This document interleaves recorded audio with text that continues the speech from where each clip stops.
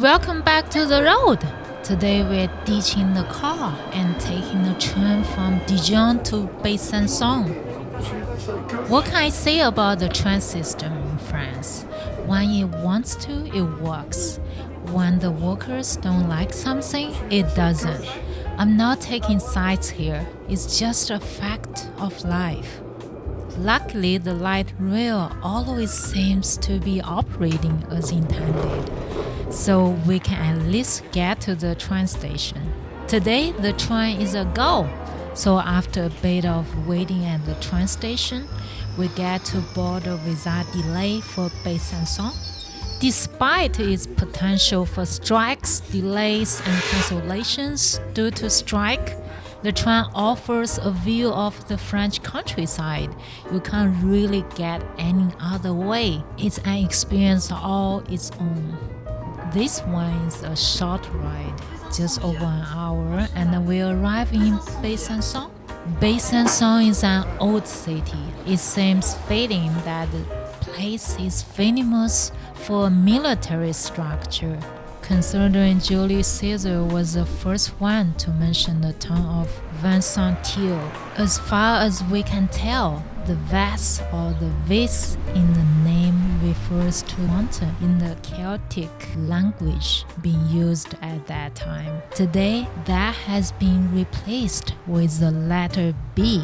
Yes, the base in Besançon. In either case, the place became part of Rome, and some of their ruins still remain. Nobody's really sure of what the ruins were, but part of it was fed by an aqueduct. I love old saints like the ruins, but even more than old buildings, I love old writers. Victor Hugo, one of my favorite old writers, was born here. As you may have expected, there is a museum in his honor. Victor Hugo was born here, but that's about all. His father was an officer in Napoleon's army. Before baby Victor was a few months old, they moved to Marseille. They moved a lot. It seems this trend of military families has not changed since then. The house has exhibits on his writings and themes championed by Victor Hugo and the French Republic.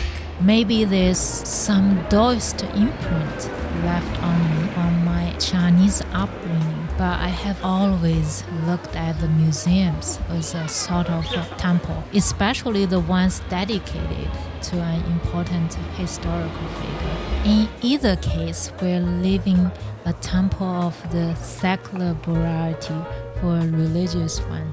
St. John's Cathedral is the main Catholic cathedral for the area and dates back to the Middle Ages. The building is dedicated to St. John the Evangelist. The building is mostly Romanesque with Gothic additions over the centuries. It's a beautiful place to reflect on our place in the world and the meaning of it all. It also acts as a touchstone with all the people who came before. So many of them would have come into those walls for prayer and devotion. Now we're moving on to another of the great churches Besançon has to offer. I love visiting those old churches. Maybe it's just the sort of climbing up to the Citadel, but I don't feel like rushing to leave this place. It's as if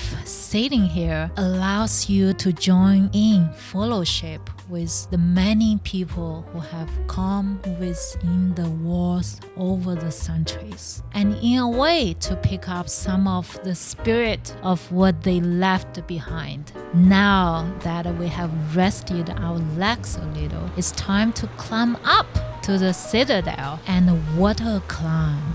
The Citadel sits high above the town, but what a view once you reach the top. The spot on which the Citadel sits today was once an acropolis in Roman times. I have heard that there are still remnants of a temple up here. The current structure was built at the end of the 17th century and into the early part of the 18th century. It is considered a masterpiece of military architecture. The architect behind it, Sébastien Le Prest de Vauban, built an entire series of those fortresses in the area. It has a number of museums inside, so you won't likely run out of things to say. I love the views out here and wonder if the soldiers stationed up here had any time to look out and if they felt the same about it. I just can't get over the views. Just climb up on the wall and you get the best view of the old city below. Besançon is old.